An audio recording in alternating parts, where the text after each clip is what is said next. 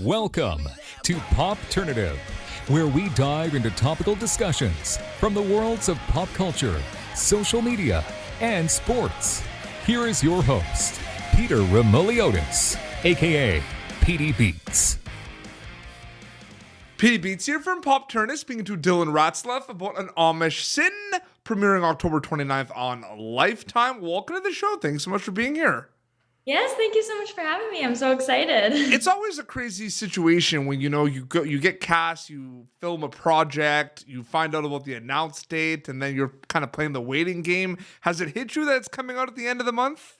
Oh goodness, I don't think so. I mean, I finally got to watch it, so that was super exciting. And now I'm there was the anticipation of it coming out and just seeing it. So now I've seen it, so I'm feeling good with that. But I just can't wait for the world to see it. But I can't I honestly can't believe I'm in this movie. It's just still not real to me. What did you know when you auditioned and were cast for this movie? How much did you know about what you were getting yourself into? Well, I got a little bit of a breakdown in my audition. I knew it was about the Amish community and how Rachel was going through abuse and had to leave kind of her community. Yeah. But it was a lot more than I expected. I remember the director calling me and be like, okay, so you have a lot of research to do. Let's meet up and let's go over this. And I was like, okay. And then he gave me the script and he's like, you're in every scene but two. This is what you need to research. And I was like, oh, okay, sure. And I had a week to do it. But it was so fun, but Yeah. it was definitely a whirlwind. Oh, absolutely. Is it safe to say that for Dylan Ratzlaff, dance was your first love? 100%. Yeah. I was dancing since I was 3 years old. Yeah, because you also act as well, and I feel it's all storytelling, you're a storyteller. But when did you because dancing kind of came first, as you said, but when did you kind of start getting interested in acting and TV and film specifically? Totally, yeah. Well, my teacher kind of suggested that I would audition for commercials. I feel that's always a good way to get into that industry. And so when I was younger, I did an Elmo Tickle Hands commercial and stuff like that. And then I took a couple years off just to focus on dance. And then I got my first film and TV audition. It was for something called The Next Step. Yeah, of course. Yes, it was a mockumentary about a dance studio and I booked it. It was just the craziest thing. And so they hired me primarily as a dancer and then taught me how to act. And so I was like, this is just the best job ever. And I kind of grew my love for acting kind of on that set. And that's when I started to train and take it a little bit more seriously. Family Channel legendary show, of course. The Next Step. Yeah, it was great. Absolutely.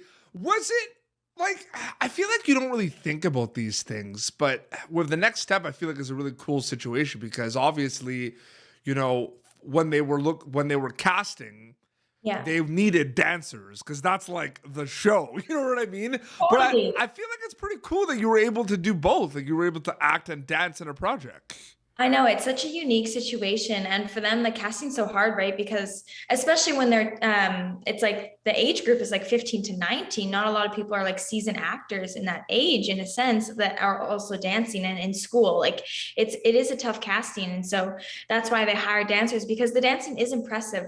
I remember being kind of starstruck by the people I was working with, because I was these are amazing dancers. And then they had an acting coach on set to help us kind of grow that tool in our toolbox. And it was just super awesome. Yeah, I just think I was so fortunate, and it was the perfect platform to kind of start my career. But that wasn't also the only project that you were dancing as well. I believe, you worked on Honey Girls, I believe. Yes, Honey Girls, Descendants 3, which was, wow, that was awesome. But no, it's really, I feel that's so cool to be able to do both, right? Obviously, in the film we're talking about, The Amish Sin, I mean, there was no dancing as far as I know. No. But no, that's really, really cool. There's always going to be learning experiences when you get onto a set and work on a certain project. I feel Descendants, Next Step, Honey Girls, so many learning experiences and everything. Specifically with An Amish Sin, what are some learning experiences that you can share with us here that specifically for this project?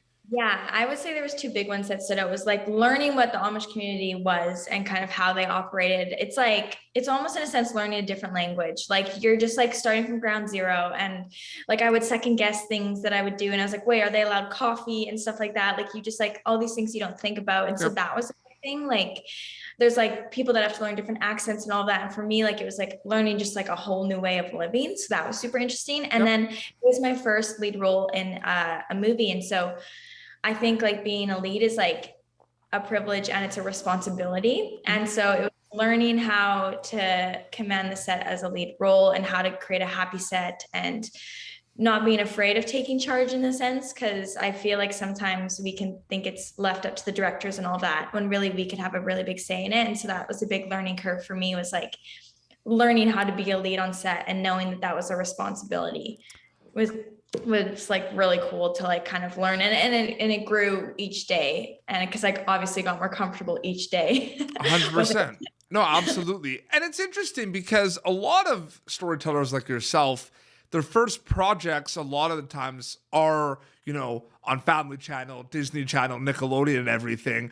And I'm just curious because I always like asking this question, Dylan, because I find it interesting. When you're working like on the next step, are you thinking like, oh, this is like a stepping stone project and maybe one day, you know, I'll be a lead in a film on Lifetime and everything? Or like, are you just like focused on like, hey, I'm working, like it's pretty cool? Like I'm wondering about that.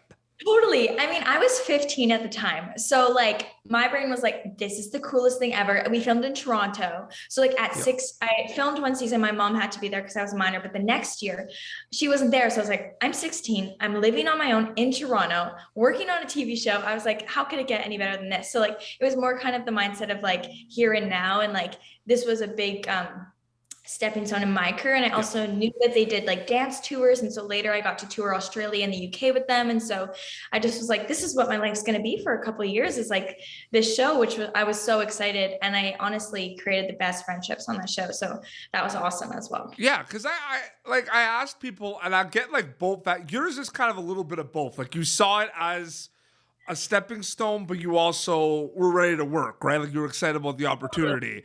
Some people say like they knew, you know, it was just to learn everything. And then some people were like, no, like I was like, you know, like you said, 14, 15, and I was like ready to work. Like I came like. Exactly. Totally. And like being my first like kind of big role, like on like a film set was just like learning the ins and outs and all like the lingo that people use on set. Like it was just all so new to me. And I was just like, soaking everything in on that project. You're acting in An Amish Sin, premiering on Lifetime October 29th. A lot of people though are going behind the camera as well. They're writing, they're producing, they're directing. Obviously you're focusing on acting. That's something you're really passionate about, like the dancing. Do you think about going behind the camera and like write and produce and direct down the road as well? Yeah, the funniest thing was I never saw myself doing that. And then on this film specifically, the director's like made me stay on set every time so that he could teach me what lens he's using and why he's using it and all of this stuff. And I just like kind of fell in love with that process. And so I think it's something that's definitely an option down the road. And I think with me having a dance background and choreographing dances, I feel like I do have a very artistic mindset and able to see the big picture. And so I think that's something I could like add to my repertoire. I feel like right now, like I really do want to focus on that, like being on camera part, but I think it's always going to benefit knowing the off camera, and it's going to translate to your on camera, if that makes sense. I think the more you know about the whole kind of process, the better your acting is going to be. And so I just was like so fascinated with the behind the scenes, and I was like, I definitely could see myself doing that down the road.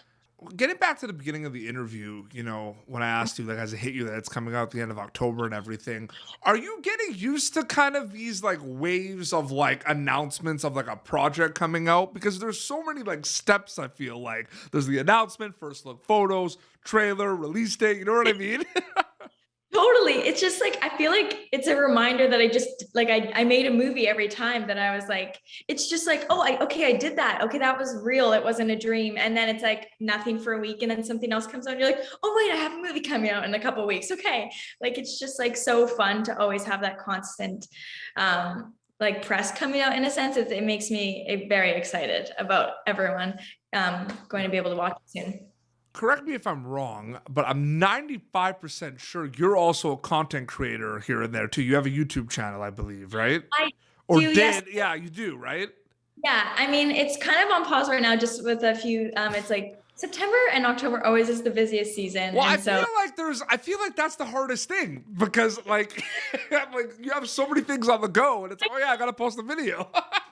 But my sister, Berkeley Ratzlaff, is also in the same industry and was on the next step. And so it's something that people are really fascinated about, is that like us sisters doing like the same thing. And so we kind of tried to show like a little glimpse into our life about that. So we have a channel called Sweet and Salty. Yeah. And that's originated from me. Like I'm a bit saltier, like I'm a bit more of like a dude. So I'm called Salty and she's called Sweet because she's like the nice one, laughs at everyone's jokes, and that's kind of where it stemmed from. But yeah, so we release videos and it's super fun. And yeah, it just gives us people a glimpse into our life. Now it's cool because a lot of the content creators are, you know, people that have, you know, blogs, vlogs, interview channels and everything. Yeah. And, you know, you did interviews for like The Next Step and like everything as well. Is it cool that you were able to be on both sides of it though? Like the content creator side and like the acting kind of talent side, that you see both sides of it basically. Totally, yeah. And like I said before, like it's beneficial to know both because they both kind of just help each other get better in a sense. And so, yeah, and it's something I really enjoy and feel blessed that I get to do that for like a job, which is just so crazy to me. Like, yeah, I just think it's so fun to be on both sides of it. Yeah, you play pretend for a living. That's why I think it's just crazy. I know. I'm so lucky. And I'm like, I'm only 21. Like, this is just, it's crazy. When people get the chance to watch An Amish Sin, which is premiering October 29th on Lifetime, what are you hoping they get out of it specifically, like takeaway wise? Yeah, I really hope they're just inspired by Rachel's courage. I think that's like kind of the main theme through this, is just having that courage to leave a situation that you're not happy with. You know, the stakes are really high for her. And it's like, if she wants to find herself, she has to lose everything. And so I think that's just a big thing. And I hope people see that and are inspired to do the same thing. Absolutely. Dylan, thank you so much for coming on Popternative. It was great chatting with you. That was so fun. You're awesome. I appreciate that. So yeah, like I said, October 29th for Lifetime, An Amish Sin. They could check that out. Could you plug away like your Instagram, YouTube, and everything? People could keep update with everything. Yeah, totally. On Instagram and TikTok, I'm at Dylan.Ratzlaff. And then my YouTube is Sweet and Salty. Amazing. Well, this has been Popternative, youtube.com/Popternative for previous episodes. Catch Dylan Ratzlaff in An Amish Sin, premiering October 29th on Lifetime. Until next time, this is Dylan and PD Beats signing off. Thank you for tuning in to Popternative. Make sure to check out our past episodes of Popternative on YouTube. Be sure to like Popternative on Facebook and follow us on Twitter. This has been an Autograph Communications production.